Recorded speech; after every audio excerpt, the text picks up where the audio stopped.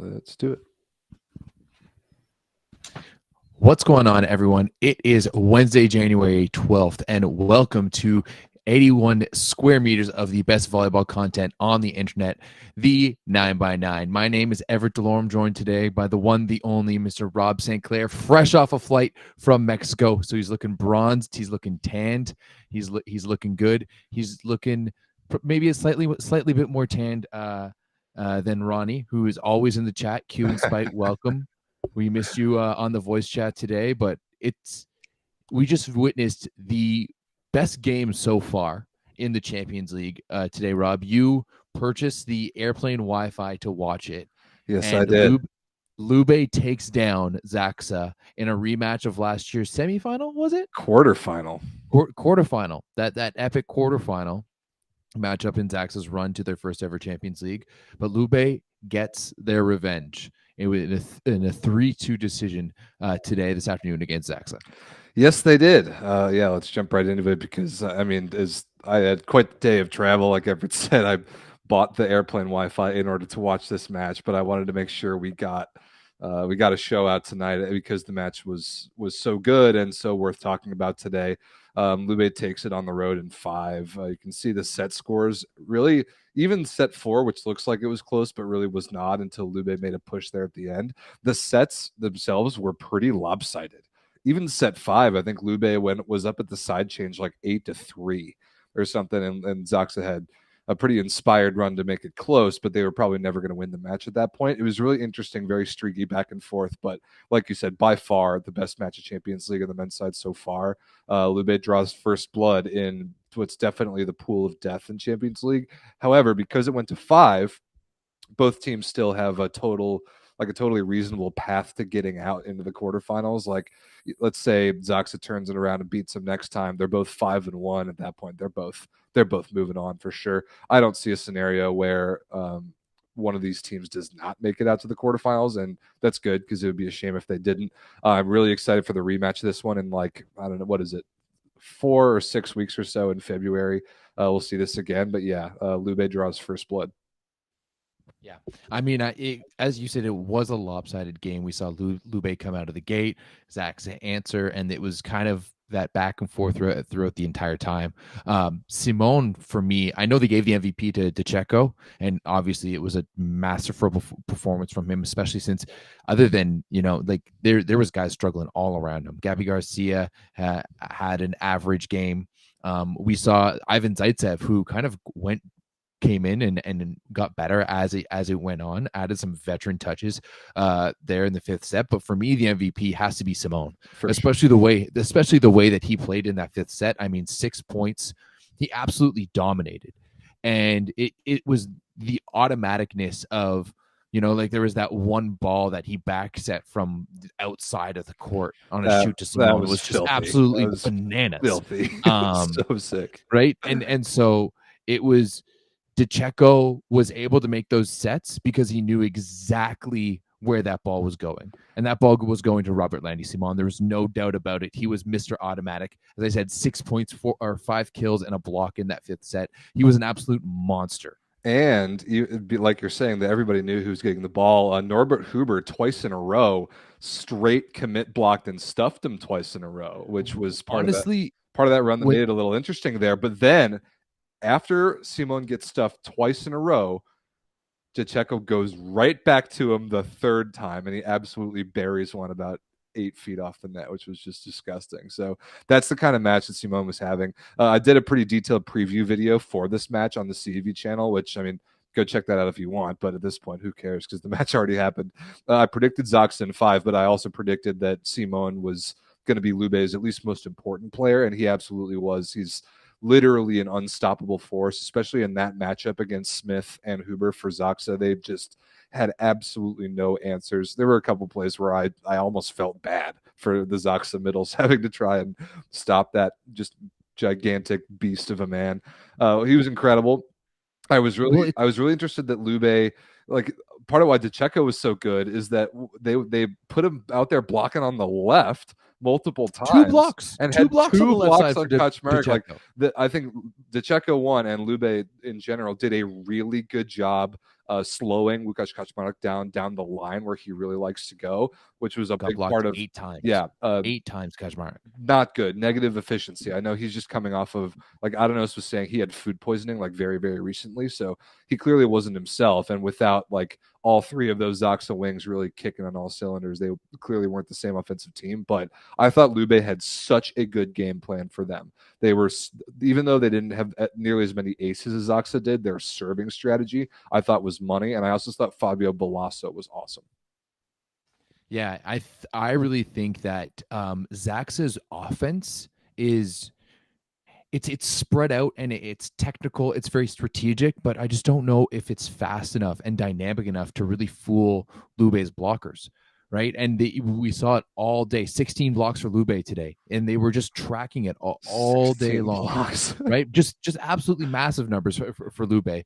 And to me, it really comes down to the two changes that two of the major changes that we've seen on Zaksa this year. With Benjamin Tognuti, they're just not running as fast as an offense, and maybe as varied as creative as an offense, let's say, than they did with Tognuti, now with Janus. But I think the big difference now is not having Kuba. No Kokonowski really means that you're not getting that really deadly first tempo set. And now you're not on paper, you're not losing that much with Huber in the middle, but Huber's so much bigger. Kokonowski really only plays in that first foot over the net. Right. He cuts the ball off so well. His footwork is so good. He's so dynamic. He's always going to bail you out because he's always going to be on time. And it really puts teams on edge because you have to commit block on him. Whereas Huber, that ball needs to go up a little bit higher. It gives Diamanti, it gives Simone and Anzani, all of these guys chance to wait, see where that ball is going, especially with Huber. They have to give a ball a chance to get up. Then they can just spring up, take them one-on-one, and then get to the wings as well. So I think not having those two guys is a huge hole for Zaksa. I was noticing that exact same thing in terms of the height and the timing at which those first tempo middles were contacting the ball for Zaksa. Like David Smith isn't any faster or slower than he has been previously, but he's at the tail end of a career where he was never like the most threatening middle attacker in the game. But Huber, that's a big difference because the Kokonowski speed, exactly like you're talking about, was such a threat and put opposing defenses into a different position than they are now. Because like Simon's job is easy against those two guys. He can wait, he can chill, he can like half step to front of 31 and then just put his hands up and either like roof people or slow him down on touches. And against Kokonowski, there's so much more committing going on and opening up to the wings. Another thing that I think is missing for this Zaksa team is the BIC. They don't run that pipe attack nearly as much. And they don't run it nearly as fast as they used to. The thing that we were blown away by that Zaksa team last year is the speed at which they ran that BIC, Slivka or Simone, both of them. Like that pipe attack is the same speed that Huber is hitting on his one balls now. And that is an aspect of the offense that is totally missing for Zaksa. And that's relying on the three wings to hit like mid-tempo pin sets to like be the engine of their entire offense is not the way that team is built. They don't have that classic like legitimate world-class firepower that a Lube or a Perugia have, but their offense is so dynamic, or at least was so dynamic and so fast that it didn't matter. They could play the game a different way, but Lube was able to make them play the game closer to Lube's style than Zaksa dictating the style of the game, which is usually how they beat people. And I mean, we're nitpicking here because it was 15-12 in the fifth, but I thought pretty consistently that Lube was the better team in this match, and they didn't even have Osmani Wantarena. No, they didn't. I mean, it was an interesting day for the Lube outsides. We got to see Gabby Garcia Fernandez, who was out of this world, hitting like a 750 in the first set, but then tailed off quickly after that. And we got to see Ivan Zaitsev come in, and at first he looked pretty bad. And it's funny because we were talking on the voice chat about him, and is he going to make a difference for this team? Is he going to make an impact? And for me, I was saying kind of before the fifth set that I don't think he needs to be the Ivan Zaitsev of old. Right. And I think that player is gone. Right. I think that, in that conversation, like, it was almost like we were having the conversation, is Ivan Zaitsev washed? Like, is he a Russell Westbrook out there who's just like looking at the stat sheet and, real sus? But I don't think I don't think he's going to be, and I think he has the ability, like he showed in that fifth set, to be a valuable player and just let the game come to him. I think Zaitsev for so long has always been a player that kind of charges at the game, and he wants to dictate the pace. But especially now, since he's still rehabbing and coming back, he can't do that. And I think in the fifth set, he did a really good job at just letting it come to him. He got a few points on a few garbage balls, kept things alive. And I think if Zaitsev can continue playing like that, because on Lube, he doesn't need to be the guy, right? He just needs to create an option and be a plus on the stat sheet in terms of all of his touches. And that includes defense, that includes out of system setting, that includes the other things that you have to do in volleyball. Serving, right? For sure. Yeah, that's an absolutely great point. We know that Lube is an above average age team. They are not a young team, especially with Juan Torrena, Zaitsev, Simone, DeCecco all in the starting lineup. Even Anzani is in his 30s or at least close. So like, that is not a young team. And if Zaitsev learns how to play a slightly different style than he has for most of his career, I totally agree that he can be the piece that they need, and not to be like that an Adis Lagumdzija type of volume scorer on the right, but to supplement the way that they're able to lean on the middle. And Simone, who's just so unbelievable, like such a crazy good asset that, if you catch Marlon Yant on a good day, awesome. You catch Lucarelli on a good day, great. Zaitsev gets hot and wins you a set from the service line, perfect. Like that, this Lube team is built to win in several different ways. As long as Robert Lenny Simone is on the floor and DeCecco and him are working their magic, everybody else just has to not be a minus. They have to pass the ball well enough to keep that middle as an option throughout the match, and then they have to not be a minus in all the point scoring categories. I totally agree with that. And I think as Zaitsev continues to get back into the fit and shape and the flow of elite level volleyball, I think he will be the guy at the opposite going forward. And I like what he brings, because I think that potential for just really bettering the ball in all phases is totally there for him. Yeah, I mean, I think Gabby Garcia Fernandez, like I said, was out of this world in the first set, and then just kind of tailed off, and you can just tell that he just couldn't put the power on the ball that they were needing at the time. So I think it's going to be interesting to see what happens as he kind of goes through the ups and downs of his first season in Superliga, and as Zaitsev comes back. I agree. I think that we're going to start seeing Zaitsev more and more in this starting lineup. But can Zaksa come back from this? Can they take this the second leg? Is this the end? Is this the end of their championship hopes and dreams? No, not at all. Not at all. There would be a huge overreaction to claim that Zaksa is dead at this point. I mean, they lost 15-12 in the fifth. That's not by any means are they dead or out of the running for winning this tournament. I still put them in our ultra tier and the Cuban Spike tier list of teams that are among the select few that can legitimately win the Champions League. They're still right up there. I do want to see them.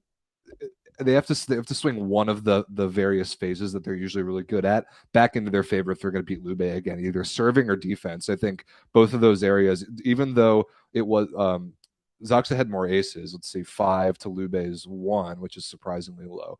I still thought that Lube won the serve and pass battle. I don't totally have numbers to back that up, but it felt that way to me. I was impressed with Marlon Yant, how he was getting targeted relentlessly. They were serving him just all over the place. He hung in there well on first contact, and they didn't lean on him to score that much, and he was okay. But he was efficient when they needed him. I also want to shout out Fabio Balasso one more time, because I thought he was the best libero in the gym today. I thought he was better than Eric one Shoji. in the face hard. Oh, he got just smoked in the face by that one play. But they were in a way that I'm so used to seeing Shoji take over games and like have points where he like legitimately deserves points on the stat sheet for keeping plays alive or whatever. Balasso had several of those, including a couple just phenomenal sharp cross digs in the fifth. I thought he was really good and should not be overlooked for why Lube won this match today. Fair enough. Going back to Yant, I mean, you mentioned earlier that they didn't have Montahena. Is it almost to the point now where Yant is supplementing that nicely, right?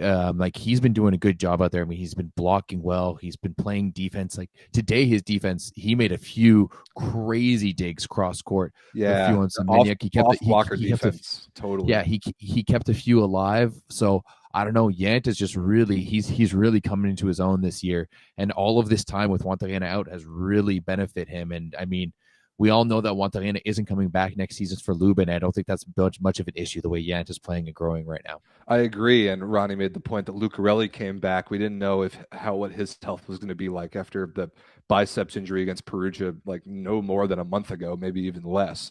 But the fact that he came back, if he's going to continue to be healthy, they don't need Juan Torreno to rush back earlier than he has to. I think the only like sort of matchup that they would need to bring him in for over Marlon Yant, like the only thing that he brings right now that is better than Marlon Yant is serve receive, his first contact. I think he's an absolutely elite level passer at the outside.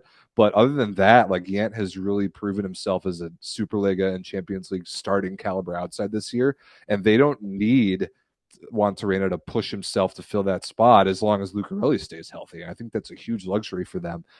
Gabby, however, like Garcia Fernandez, Ronnie's asking, do we picture him for Lube next year? It depends on the Zaitsev thing because they're not going to keep both of them unless like something else happens to Zaitsev or they need an opposite for half the year like they did this year. I really like what I've seen from Gabby Garcia Fernandez his first professional season. I thought he's played really well in a situation where he wasn't expecting to play nearly as much as he has. I thought he's totally hung in there. He's held his own. He's like mitigated his errors for the most part. He's been improving from the service line. He's a good blocker already, and he's like learning how to score out a system against these like elite level blocks. I like what I'm seeing from him.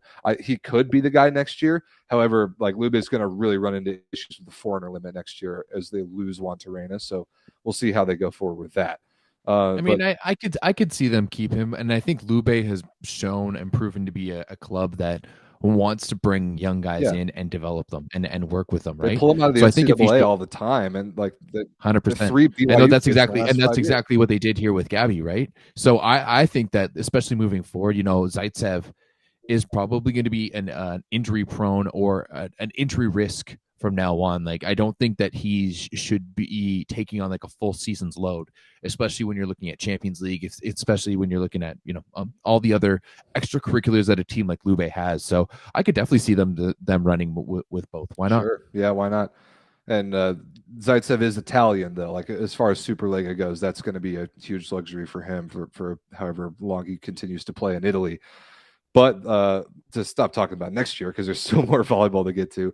Just to wrap it up, for Zaksa, the only thing I would point to for them is to not get quite so embarrassed in the middle. I mean, that's just a brutally tough part of the matchup. Get Kaczmarek on a better day, and I really want them to run Bick more. I really want Janusz to bring that Tony Udi aspect of last year's Zaksa offense that needs to be a part of that offense to have like four legitimate options more often to make the like Simone and Anzani's jobs much harder. 16 blocks is way too many. A team like Zaksa's so used to getting those recycles and those block coverages. They are not used to getting stuff blocked 16 times. They've got to move things around just a little more next time. Well, half of them were in Kaczmarek, and I found that Janusz was putting him into a phone booth. There were a lot of trap sets. Sets were way too tight, and he was reaching for them. I didn't necessarily think that he was given the opportunity to show his best today. Yeah, I agree. There were a lot of those back row balls, especially that were a good foot or two too far forward, and those are impossible to deal with against when you have Robert Landy Simone in front of you trying to block you. Exactly. That's a minor detail, and apparently DeCecco. Yeah, I was like, I certainly expected Lube to outblock Zaksa. I did not expect him to outdefend Zaksa, and I think that they did. Like off blocker defense, like you were saying, I thought Yant was awesome. I thought DeCecco in left front was awesome. I thought even like Gabi and Zaitsev in position 2 were really good. So that was a strength that I wasn't expecting to see that much because we know that both Semeniuk and Schliefka are pretty nasty 4-4. So if they can keep a couple of those off the floor, that's a big deal. Yep. So Zaksa takes round 1. They're going to have round 2. What you said, 4 or 5 weeks. Yeah, Lube takes round 1. Another interesting thing about Lube. Yeah, you're right. Yeah, before we move off of it, Zaksa played this game in not their normal arena. Maybe 20, 30 minutes down the road in Glavice, which seats like 13,000 people. Let's see, how many people were there today? 5,600. That's a lot. It's about half capacity. I wonder if they might have had some restrictions around that, but a lot bigger than the normal arena.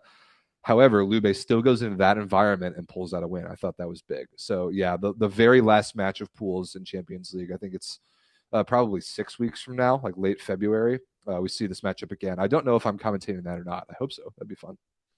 That would be nice. Although Louis did do a great job today.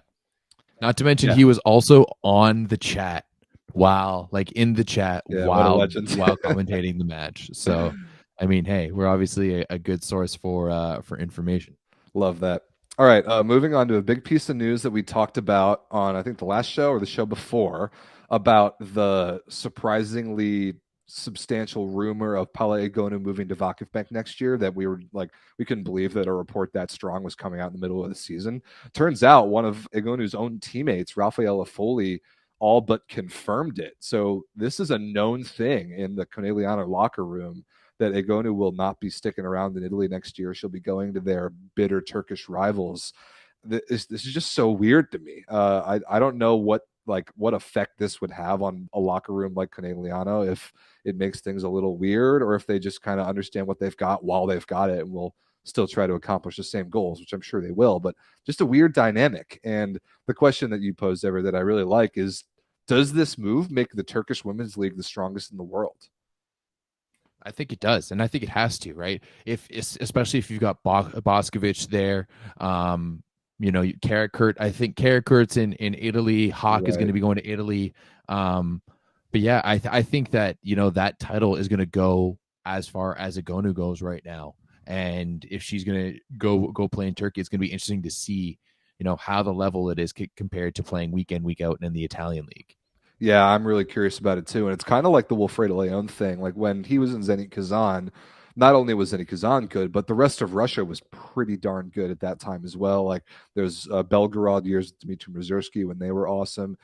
There, you could have argued that Russia was the best league in the world while Leon was there. And then he comes to Italy, and now Italy on the men's side is clearly the best league in the world, and it's not really even close.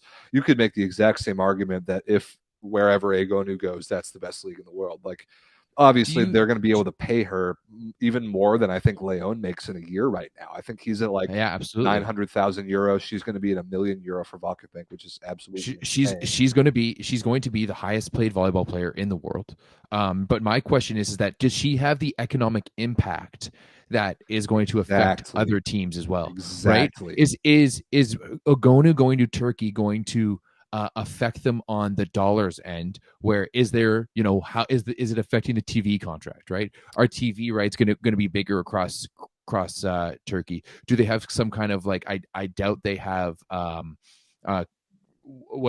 cost sharing between that, but I do know that from talking to some athletes that they make money off of the betting, right, in Turkey. So maybe that's going to have an impact. And is that impact going to be seen on other teams who are going to be bringing in other players, right? That's Who's exactly the Korean Kim is looking at maybe going to Fenerbahce, like we see Fedorosov at Fenerbahce. Obviously, we've got people like Kira Van Rijk playing there. So is Turkey the hotspot to go now because everyone wants to play against and with the GOAT? Well, that's exactly going to be the question that'll get answered in the next 6 months, because then the first thing is who wins Champions League. If a Turkish team, Vakifbank in particular, goes out and wins this year's Champions League even before Egonu makes that move, I think that's a big splash, and then it'll affect everything about this offseason's transfers. I totally agree. Does Egonu going there have more of a financial effect on the entire league?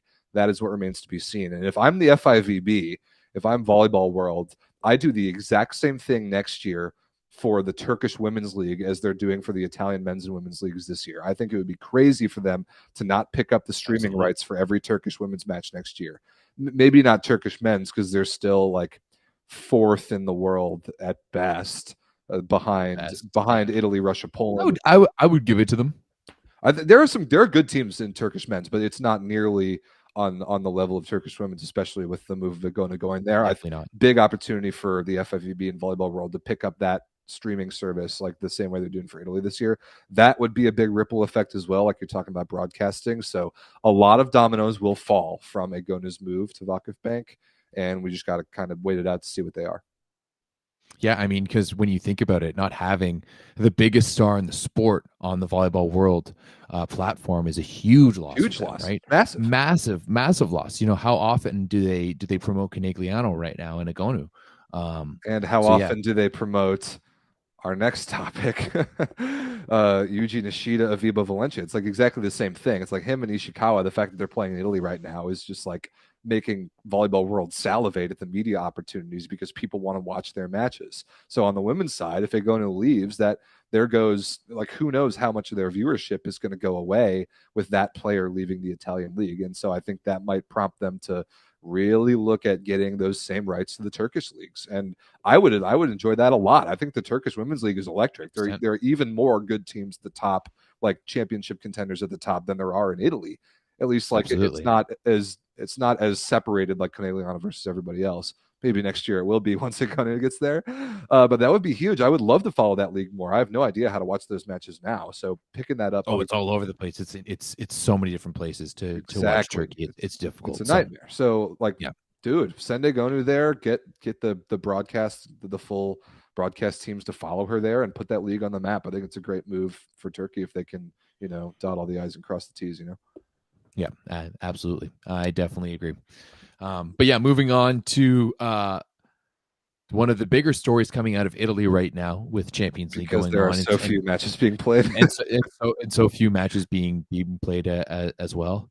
Yuji Nishida makes his comeback for Vibo Valencia, and of course, Vibo has been going through all of the drama with Douglas. So finally, they get back to volleyball. Although unfortunately, his return doesn't really help as Piacenza picks up the 3-0 win. 12 points though, so not bad in his return. 7 errors is a little high though, a little high for. Not surprised. I'm not like worried. I have no major takes about this. I think it just is a chance for Vibo to not get relegated. That's the boost that Nishida brings back is he can occasionally win you some sets from the service line. There's an element of like momentum and excitement that he brings, and I guess just stability that the team really needs right about now. And maybe if they ride a little bit of momentum with his return, they don't get relegated. But while this match against Piacenza was very close, Piacenza just matches up so much better with them at every single position, and it's like almost laughable that I was surprised the set scores were even this close. From a Piacenza perspective, I'm just so consistently angry that they just can't decide what their starting lineup is going to be. It's an All absolute over the place. it's so all over the place and it's so frustrating because you see my boy Aaron Russell get some playing time and be sick for like half of a match and then they bench him for the next 3 matches. He doesn't sniff the court. It's very very confusing. But We got a free fat round for dude, sure. for real, I'm the more I watch Piacenza, the more I'm on board with the take that Aaron Russell should go to Toronto and start and be their guy and like take up a foreigner spot where they don't have that many foreigners. Get into a place where there's never, ever any question on whether or not he's going to play because like for I don't think Toronto can pay that transfer fee though. who, I don't know if they'd be able to afford that. probably not, but like that aside, I think just a volleyball perspective, it kind of makes sense. And I wanted as like American, I obviously want to see Russell play as much as possible, given how much we're going to need him badly coming up this summer. I want him. I mean, he'll be in shape, but I want him with confidence, and I don't know how it's possible for him to have that right now with the fact that he never starts, and when he makes one error, he gets benched again. You know what I think that the rest of the season is now for Yuji is proving that he can be the guy on an Italian team and put up numbers despite having people around him. Maybe not in the perfect situation for him, so that next year someone can swoop in and pick him up and put him into a perfect situation, right? And because his star power is undeniable, he moves numbers, he makes people pay attention. So someone in Italy is going to pick him up, right? And it won't be Vibo Valencia because I do and think it won't be Vibo Valencia. still think Absolutely. they're getting relegated. And Really, to be honest, I mean over Verona. Yeah, I think Verona's better than them, and I think that Verona can and has punched above their weight class in a way that Vibo just cannot do. Although, like Vibo has, I think Vibo's played less matches. They've had much less matches. All sorts of. I mean, hey, we'll see. Maybe Nelly and Frome will make a huge change for Vibo. All right, don't be ridiculous. I'm looking at the the latest standings right now. Toronto has played one less match than Vibo, and they're still ahead by 3 points. Verona's played the same number of matches as Vibo, and they're ahead by 4 points. Um, and yeah, Toronto actually has the most catching up to do. They've only played 13 matches. Well, Raveno's only played 12, but nobody cares about them. It's really a battle. Verona, Toronto, or Vibo Valencia, I think, are the three teams fighting for that, fighting to not get relegated in that second spot. And honestly, I like Verona and Toronto both better than I like Vibo Valencia. I think they're both in positions to continue to be respectable in the Super League in the next couple of years, and I just don't think Vibo is. So that's how I see it going. No, I think Vibo's their time to shine was last year, and I don't know if they're going to be able to get it back. That was just a perfect team, and I think I was really surprised when they started going out and getting all of these different players. I think they should have just focused on keeping the team that they had, but that's not really volleyball. We do have a comment in the chat here from Volleyball Nut 2117 or 2000. I'm not going to go for that. The Piacenza coach doesn't seem to be a fan of Russell. He benched him a lot in Perugia for that Austrian guy too. Yeah, Alexander Berger. Yeah, I can't believe what's his name? Let me find it. Oh yeah, Bernardi. Of Bernardi. course, Lorenzo Bernardi. Yeah, coached Perugia when Russell was there, and back then that was like prime Aaron Russell. That was like 2015 World Cup MVP Aaron Russell. That was like before he went to Trentino and was the MVP of Club World Championships. Like there was no question that he should have been playing every single second on that Perugia team, and Bernardi still found ways to bench him. I couldn't believe that Russell wanted to go play for that guy again this year, and like it's the same story just for a different program. It's nuts. Yeah. I mean, you're not wrong, and it's really too bad. Would love to see some Aaron Russell, especially since we haven't seen him for a while now. He'll get his break. I'm hoping that he will. All right, moving on. This is weird. I did not expect it. I didn't expect to even have to pay attention to this match today, just because I could focus on Zaksa Lube. And also, by the way, Perugia beat Fenerbahce 3-0 in a very, very close Champions League match. But this, Tours beating Modena in 4 in like a meaningful CEV Cup match. What happened here? What are we talking about? Honestly, I don't even know because, like you, I didn't watch it. I was looking at the calendar today, and I was just like, "Oh yeah, Modena Tours." I was like, maybe I can watch that for a little bit, but I had some other things to do, and I was just like, you know what? I'll just watch Lube Zaksa, focus all my attention, and then I'm going to go do other things. And all of a sudden, I come back online. I go onto the Discord, and I see them talking about Tools beating up on Modena. So I really couldn't tell you what happened. It does put us in a situation that I absolutely love, and that is a potential golden set. That's right. And there's nothing wrong with that. But I mean, Tools is hands down the best team in France this year, right? It's too bad that they're not in the Champions League, and so we have the dumpster fire that is Con. But yeah, so Tools making things interesting in the CEV Cup. You got to love it. Yeah, I did not expect anything to be interesting at all in the CEV Cup until probably Modena Zenit Kazan, which I still hope that we still get. Very possible. Modena's just got to beat them. This was in France, by the way, so Modena's got to beat him in 3 or 4 at home, force a golden set. They'll play that at home and win that. So we'll see. But like Kevin Tilly was good for Tours today. Luciano Polonsky was good. Yep. Polonsky, who left Toronto, by the way, in Italy like a month ago and went to Tours and is already there, like contributing significantly. No Daddy Stankovic from Modena, which obviously is a tremendous spiritual loss for us all. Why would I watch a Modena match if Stankovic isn't playing? But what I was looking at Yoandi Leal, who was 5 for 7 with no errors through 2 sets, and he got benched because he was passing 9%. So they bring in Martin Van Garder in, and he's like not a scorer. So you have to just sit on Irvin Ingapeth and Namir Abdelaziz for all your offense at that point. And there's only so much those guys can do, I guess. I mean, at that point, like, can't you just have Rossini take up more? This is why you have Rossini's not good enough for that. Rossini is not. He's barely a top half of the Superliga libero anymore. See, this is where they're really missing not having Grubenikov from last year. Whereas in this situation, that Grubenikov would just take half the court, and it would just be him and Engapeth like that. Like Engapeth in this situation should be trying to take as much of that court and service as possible. Right. If Leal is sucking that much, like 9%, on perfect passes. Like that's not terrible. good And enough. then only 38% positive passes as a team for Modena. That's bad against an inferior opponent. Like I do not expect Tours to be able to serve hard enough to produce those numbers from Modena. That is not good enough passing the ball. Not even close. More serve attempts for Tools, 98, and less errors, 18. So their ratio for Tools serving was better in general. So yeah, 6 aces it's to very 22 interesting. errors, 5 to 18. Yeah, 5 to 18 is perfectly fine. 1 to 3, 6 to 22 is about 1 to 4, slightly less good. 22 service errors is a lot in 4 sets.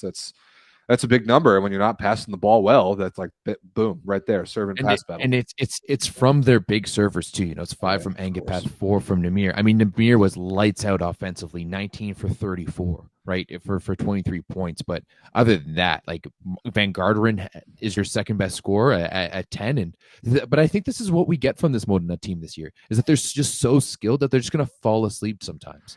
Yep. You know, they had to take a long bus ride probably to France because this is volleyball and we don't have the money to actually fly, and it's close enough, right? So, and with all of these cancellations, they probably haven't. Like, when's the last time Modena played a match?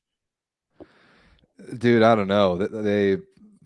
It's just like we were talking about, like when we first started the show earlier in the season when they were struggling really hard. Then Pedrini called out Andrea Gianni. They totally brought it back, started beating great teams, and now here they are asleep at the wheel again. So, yeah, we'll see if they're able to come back from this and force a golden set.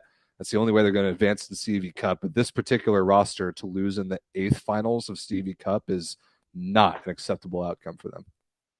No, but shout outs to Tours for making it spicy because I really wasn't expecting to have to care about CEV Cup until much later, and now I do, and that is cool. So shout outs to them for that. Ronnie's saying like so unexpected that Tours didn't even pay him to live stream the match, so nobody even saw it. Maybe that's why we didn't watch it. Was it not even live streamed at all? I have no idea. I really didn't even know it was happening until I saw the final scores. All right, we'll have to check on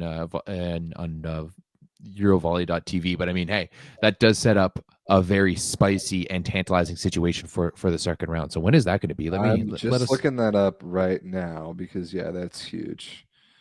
8th finals. Yeah, that return leg is January 19th. That's soon. That's a week from today. Okay, sweet, cool. Okay, well they better live stream that one. That's in Italy, so I'm sure they will. Okay, that's going to be big. So yeah, mark your calendars. January 19th. That's next Wednesday. Potential golden set action. Much earlier in the season than I expected to have a meaningful golden set like that. So that is awesome. Also, Kuzbats versus Montpellier that day might be okay. Yeah. Oh, is that the they're doing both legs in Russia? Is that it? Oh, that's right. I thought they like canceled one of those or forfeited one of those. I don't know. Yeah, I think they canceled the one today. Yeah, it was supposed to be today, anyways. Yeah, they canceled the one today. It's hard to keep track. Whatever, but okay, golden set. Put that one on your radar. Potentially. Modena versus 2 is a week from today. That's kind of about it we got around Europe. Still a lot of cancellations, but at least including a Berlin versus CSP got postponed. That is a shame. I was really excited to see that match. I think we've got a couple that are okay tomorrow. I think the Zira Bankasa versus Dynamo Moscow is still on for tomorrow. I think. I hope. Oh, it looks like Cuban Spike is telling us that Montpellier drew out of the competition. Okay. Yeah. I mean, yeah, they don't want to fly like 12 hours to Russia for a match that they're going to lose. I guess I don't blame them. Okay, so yeah, especially with the world right now, it's too much. For sure. So Zira Bankasa versus Dynamo Moscow tomorrow will be pretty good. That's 11 a.m. Eastern. Friedrichshafen versus Yatshevsky tomorrow. That's 2 p.m. Eastern. I expect JW to win that one pretty easily. And then Trentino versus Khan. Thanks for participating and don't bother watching. Yeah, no, that'll be easy 3-0 for Trentino for sure. Yep. Okay, I think that's kind of about it for Europe. I'm glad we got to dive into Zaksa versus Lube because that match was dope. Go back and watch the replay. It's on YouTube for free if you missed it. It's definitely worth it. Totally.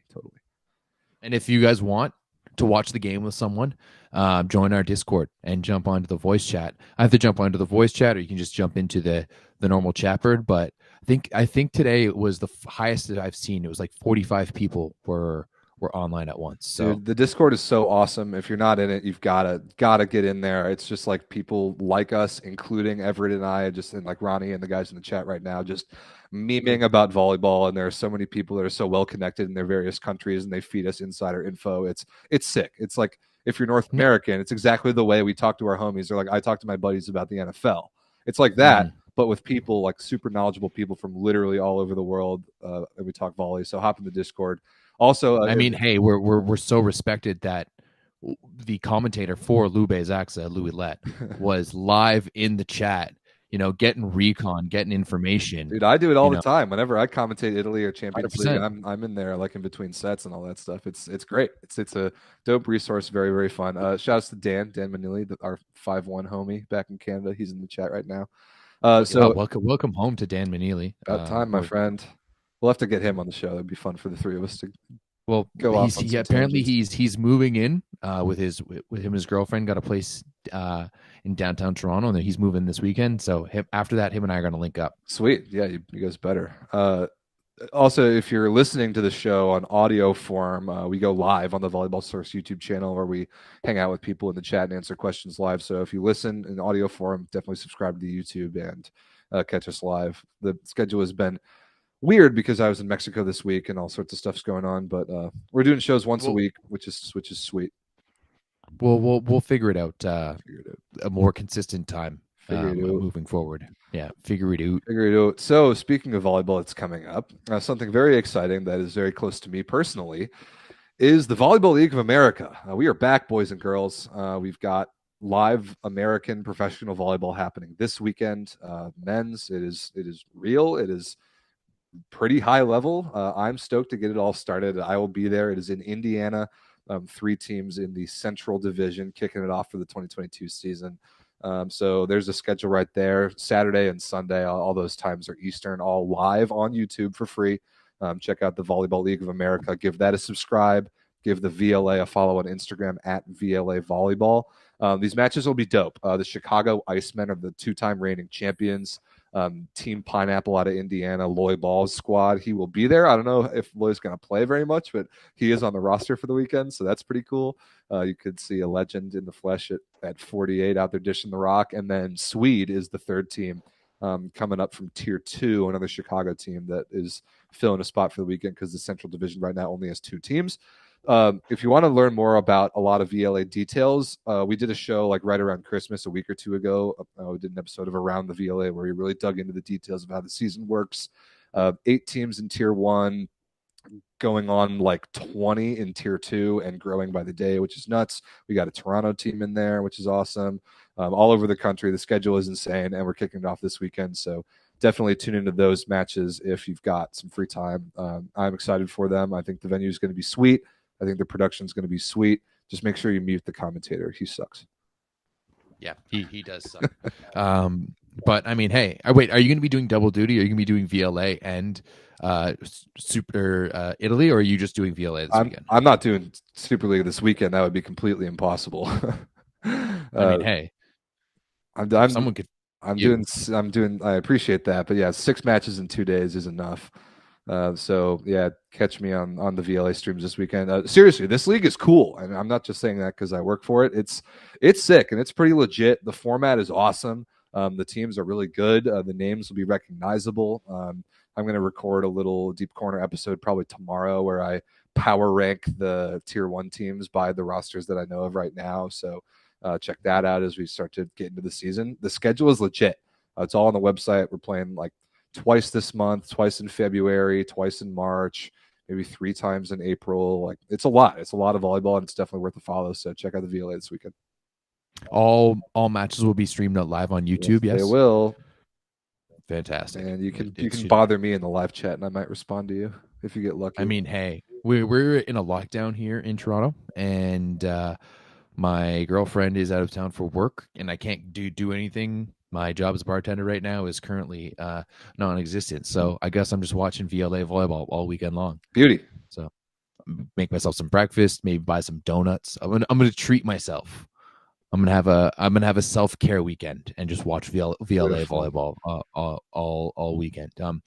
In the future, is there a plan to like maybe do league play? Is it always going to be like tournaments like this? Because looking at the schedule is fantastic, but I mean, moving forward, 4 matches in 2 days is a lot. It's a lot. That's a lot. Yeah, it's a lot, and it's too much to be playing like best of fives and having a lot of them be back to back. Like you can see, Swede has back to backs both days. That's a lot. It's too much volleyball. But right now, the most cost effective way to play 6 matches is to get 3 teams in the same spot and just do it that way. It would be nice once the divisions start to grow and once teams get promoted from tier 2 to tier 1, which is a thing and it is explained on around the VLA. We can get into that in a minute if you want. As the divisions grow, we'll like the ideal one, like to do this like 6 matches in 2 days thing, is to do it with 4 teams, because then each team only plays 3 matches. They like play 2 one day, 1 the other day, and you get more matchups and no rematches. So that's ideal. But for now, like it's clearly the most efficient way for us to play, to just bring everyone to a weekend and like just squeeze all the volleyball out of it that we can. So we've got events in this format where we put 3 teams in and play 6 matches, but we've also got the VLA Cup series. East, West, Central, and then the big one, the big VLA Cup in May in Indiana at Lloyd Ball's place will be, I think, 20 teams right now, and will be bigger and better than the open division of USAV Adult Nationals ever was, including the PVL Ooh. years. Okay. That is a claim. How is the after party going to be? Pretty awesome. Ask the guys that went last year. it was sick, Okay. especially because like 20 teams, I think only 6 are going to be playing on Sunday. That'll be a 3-day tournament, Friday, Saturday, Sunday. So the other 14 teams will have themselves a pretty good time on Saturday night. Hey, the VLA is in the chat. I wonder I wonder which person's using the VLA YouTube account right now and is watching the show. Probably Vince. Is Indiana nice in May? Like, Sure. Is it a nice place to go? Should I come down and hang out and party? If you can get yourself there, yeah, it's not the worst. You can drive to Detroit, and it's like 2 hours away from that. Oh, really? Yeah. How far is Indiana from Toronto? Let's figure this out. Yeah, we can figure it out. It's like Loy's gym is in the farthest northeast corner of the state, so it's as close to Toronto as it can get. So yeah, you can come check that out in person, but we'll be milking that. Oh, it's in Loy's gym? Yeah, the one in May is. The one this weekend is in the city of Fort Wayne, which is about 45 minutes south of Loy's place. Still in Northeast Indiana. It's a pretty easy drive for me from Chicago, so I'm stoked for that. This will be like an easy logistical event for me as kind of the master of the show, at least for running the live streams. So that'll be an easy one for me, and then we'll start to run some pretty ridiculous events after that. The West Division Cup will be in SoCal at the last weekend of January. I think we got 12 teams in there right now. That'll be big. That'll be like multiple courts going on at the same time. There's a lot there. So we're easing into it. It's only 6.5 hours from Toronto. That's doable. So it's doable. It's doable for sure. That's a Midwestern take on an acceptable distance of a road trip. I mean, that'll be worth it. Do you know how big Ontario is? Yeah, it's enormous. You can drive like 24 hours. You're still in Ontario. Like it's like half the United States. So yeah, like 6.5 hours. That's nothing. Like that's like almost like driving to Montreal from here. That pretty much. Yeah. So the VLA is cool. I'm excited about the format. The tier 2 expansion is unbelievable. The amount of interest that we've gotten from tier 2 teams, the way tier 2 works is pretty much you can just sign up and play. The 3 cup events and the VLA Cup in the middle are all open registration for tier 2 teams. There's also a tier 2 championships end of the year. The 4 highest ranking, like highest scoring tier 2 teams will go play at championships, and then there's criteria for advancing to tier 1. You got to win like there's the point system for like the way you win matches in FIVB stuff is similar, except you get a bonus point if you beat a tier 1 team. So if Swede were to beat Pineapple or Iceman this weekend in 3 or 4 sets, they would get 4 points for that win, which is enormous. And I think in the Central Division right now, you only need 50 points or to win 2 cup tournaments to get promoted. And winning tier 2 championships counts as a cup win. So the path for the Central teams to get promoted to tier 1 is the shortest, because we're trying to build that division the soonest. Check out the video that we did for a lot more detail on the structure of the league, but it's really cool. It's going to create a lot of storylines. 8 teams in tier 1, like I said, top 6 make the playoffs. So storylines there. A VLA Cup win is an automatic playoff berth. The whole like tier 2 race to getting promoted, because like once somebody gets promoted, the numbers that you need to get promoted double. So like there'll be a race to get to 50 points in the Central for Tier 2 to get promoted, but then that'll jump up to 100. So it'll be more Can difficult you at that can point. you get demoted? Not Or yet. are you trying to are you trying to find, like, because that's my question. You say you have all of these teams coming into tier 2, which is fantastic. When are you going to cap off tier 1? When are you going to cap off tier 2 and then make it so that there's a tier 3? Because ultimately, like, we'd love to see it where there's almost 3 tiers, where like you come into the 3rd tier, you got to prove yourself, like a Pokemon trainer. You got to win your gym battle, move up into the 2nd tier. There's a little more people, a few more trainers, and they got some pretty tough Pokemon, and really got to level your guys up to get into that top tier. Like that tier system, I think would be fantastic. And that's exactly the plan. So right now, like the model for tier 2 is cool because it's open registration. Anybody can sign up, come to these tournaments. If you want to come and just like play a well-structured, like best of 5 tournament, like against great competition, like a well-produced event, and just kind of get smoked by teams that are better than you and just play with your homies, that is totally cool. The model is there for that. But also, it's the path to getting promoted to tier 1. So right now there are 8 teams in tier 1. We've got the criteria and the points set up for like season over season, like those points carry over. So the promotion will be gradual. You'll see teams pop up in different divisions one at a time, which is perfect. But so as for like what number we're looking for in tier 1, bare minimum 12, probably 16 would be sweet. 12 will be nice because it'll be like 4 in each of the 3 divisions. That'll be ideal just for scheduling. So that's our target for now before we even think about relegating anyone. But then, yeah, eventually, like tier 2 right now, there's like the people who just want basically the thanks for participating tier, where you just show up just because you want to play and you want to participate. But also there are teams that are trying to get promoted. Eventually that will be separated into a tier 3 and a tier 2, but right now that's the model. The growth model is there, the interest is there. So this year we're just going to play the matches and milk the storylines, and we'll talk about them a lot on this show. Hopefully I'll grab some cool clips that happened this weekend and we can check them out on next week's show. I'm looking through the logos right now for some of the tier 2 teams. I'm in the Central Division, and I'm very much loving the fact that the Milwaukee Dive, it looks like they have a beer mug. It's a dive bar. It's a dive bar inspired brand. Yeah. Okay. So it's pint glass with. I love it. That's exactly what we should be having for men's professional volleyball. It's perfect. I mean, it's what the volleyball community is anyway. Like everybody knows it. You're not wrong, and we're not. You're not wrong. We're the thing that I love about the VLA is as polished as we try to seem, at least on broadcasts, we will never ever lose touch with what a proper like just 2-day weekend volleyball tournament is like, where we just get together with our homies and play for 2 days and like hang out in between. That feel will never go away, which is one of my favorite parts about it. But yeah, that Milwaukee Dive, I'm glad you brought that up because they're hopping into a tier 1 event later in the season. That'll be in Louisville in April. Well, they'll play against Pineapple and Iceman.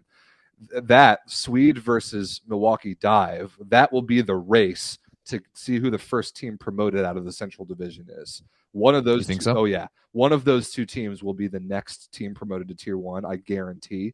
And the race of those 2 to rack up enough points and maybe win a couple tournaments, that will be really, really fun. So keep those 2 teams on your radar. Sick. Well, I'm looking forward to it. Maybe we should almost do like a Discord meetup at the year-end tournament for the VLA championships in May. Yeah, if people can get themselves to the middle of nowhere, Indiana, that will be probably the best. And it was last year too. And I assume this is Vince in the chat. He can back me up on this. That tournament, the VLA Cup last year had 11 teams. We pulled it off in the middle of the pandemic. It was the highest level volleyball ever played on American soil, not by the national team. It really was. Other than by any like World League, VNL, whatever. Other than that, that was the highest level volleyball tournament ever played on American soil. The teams were so ridiculously good. The matches from that final day were absolutely off the charts. And now we're basically doubling the size of the event to 20 teams this year. And there will be some very spicy production-related news for the finals of that tournament that will be announced in the coming months. But if you want to see an in-person tournament of that caliber, and you can get yourself to middle of nowhere, Northeast Indiana, do it. It'll be worth it. The LA is doing a shout out to the don't sleep on the 630 slunkers playing in every cup. True. So 630 is one of the area codes in the Western Chicago burbs. 630 is a pretty good junior boys club, so they're putting in a tier two team, and I think they're going for the quantity approach of just playing as many tournaments as they can and seeing how many points they can rack up. But I've seen their roster, and Swede and Milwaukee Dive are both significantly better than them, I think. So I still think that's a two-horse race for central promotion, but we'll see. All right, a little bit getting a little bit contentious. I don't know. Do we have any? I don't know if we've got anything else on the schedule. But there's been a bit of discussion, Rob, in the Discord about meetups for Nations League. Now, I think it's fair to say that we're probably not going to go to Shreveport Bossier. To be quite honest, I'd much rather go to Indianapolis or Fort Wayne, Indiana, than go to Shreveport Bossier. But however, like, do you think it's worthwhile organizing like a legit meetup, like maybe in Ottawa or Calgary, for the Discord? I think we need to get some people to come in and have a bit of a crew, go to some matches, maybe go to some dinners, drink some beers or other beverages, maybe some wine. I think it would be a good time. I agree. It's all I've ever wanted is to, have an event like that where you just get up like with 20 or 25 people and just go to all the matches and make a big weekend out of it. That would be sick. I think Ottawa's the move because I would rather go watch the men's just personally. I would like to be there regardless to commentate the matches, but even if not, I have it on my calendar to be in Ottawa. So that's the one that jumps off the page to me. I know Calgary further west is a little easier for our West Coast friends, but I think it's definitely something we should talk about. Yeah, I definitely agree. Speaking of, a Nations League and stuff like that, this is also gonna be when I was listening to this podcast yesterday while driving, but the Sandcast with Triborn and Travis Merweather, they did the interview with the new CEO of Volleyball World, Finn Taylor, and it was pretty eye-opening. I suggested if you guys haven't gone to see it, go watch that podcast because have you seen it yet, Rob? No, I haven't listened through it because I heard like right when it dropped that there was a lot of cool stuff that came out of there, but I was confused that I thought it was just the Beach Volleyball World CEO. Turns out it's the same guy that's in charge of both. So I'm now much more interested because no offense to beach fans, I don't really care about beach volleyball, but I want to hear what this guy has to say because he has so much. Like he's now maybe the most powerful person in volleyball administration. And he doesn't come from a volleyball background, but he's had a lot of success running similar like big scale things. Like I know he ran Cirque du Soleil. Coming from Cirque du Soleil, yeah. That's a big one. Like then that is a big deal organization that he spearheaded. So I definitely want to hear his thoughts. I would love to have him on this show because I think that's what I was kind of going for. So maybe we should reach out and see if he wants to come on the show. That would be killer. We can kind of grill him a little bit about what the direction he wants to go and how the FIVB Volleyball World, because it does seem like Volleyball World and the FIVB now are almost separate entities. Well, they are. They are separate entities. Volleyball World is like the digital and the media and the production house, and right. And I think that's what it needs to be. Yes, I agree. So Volleyball World is the kind of segmented off piece that focuses on the media, the production, the front facing, not necessarily like technical volleyball aspects. Like that's the FIVB thing. They're still the back end of the organization of all the events and the rankings and the all the logistics and the rules and the legislation, those sorts of things. But Volleyball World is the segment of the FIVB that I've always thought has been lacking and is now its own entity that can become a powerful player in the sports world outside of just volleyball. That's huge. It's what the game has been needing for its entire existence. And so I already like the idea of bringing in a Finn Taylor-like character who has had success in entertainment, but not necessarily in volleyball, because volleyball people have never been good at that sort of thing. But this guy, as a professional, like CEO of an entertainment company, is good at that sort of thing, and he's proven it. So I'm excited I'll dig into that Sandcast episode now that I know it's not just about beach. I mean, it is very much Oh about yeah. beach, and he does touch on indoor a couple of times, but just his vision for beach and what he's thinking about it, you have to be thinking that he's kind of looking at it the same way on the indoor side. But yeah, I think it'd be super interesting to see if we can get him and chat with him, because I just want to say now publicly that anything I've said in the past about the FIVB no longer applies. Um, new ownership. uh, It's time for a new leaf. So I am, and for those who know me, this is a big statement, but I am cautiously optimistic about the direction that ooh. that volleyball world is going in, and thus all of volleyball. Like, this may be a time, like in like F1 talks about Liberty Media taking over in like what, 2016, 2017. They changed a lot of things. First things that they changed when F1 came in, they changed the camera angles that they broadcasted the event from, and they changed the amount of data that came out from the races and made it so that way more data was available. What sport do we know that could benefit from those two specific things? That What is sport do we know that would benefit from a change of camera angle, from the most boring camera angle mm, possible, and also from an increase in stats being kept? well. That is one of the best takes and the best deliveries of a take in this show's history. I love that very much. By the way, if you like baseline camera, watch VLA this weekend, because I, as Nice. the director of broadcasting for the league, have insisted at all levels and will not budge on the fact that baseline camera is our primary viewing angle. You're welcome. So that'll be cool this weekend. But yeah, dude, the stats boost, and then like the fact that the whole F1 documentary brought so many eyes to it. Boom, 3 steps right there to modernize volleyball and put it in front of a new audience and grab those people. Better camera angle, more stats, and like just an easily like compressed, digestible thing to immediately understand all the history and storylines of the entire sport in like one 2 or 3 hour thing. That would be huge. It'd be absolutely enormous. Well, I don't know if that, because the thing is that with F1, it's readily available. There's broadcasters in every country. They insist on having it on free TV channels, and they don't want it behind, like on a secondary channel that you have to pay for behind a paywall or anything. For me, looking at this, I want to know what Volleyball World's plan is to work with digital content producers like us, Yeah. right? Because one of the big things that F1 has going for them is you have all of this stuff going on in Drive to Survive. And then underneath that, like if you go on YouTube, there's plenty of F1 content.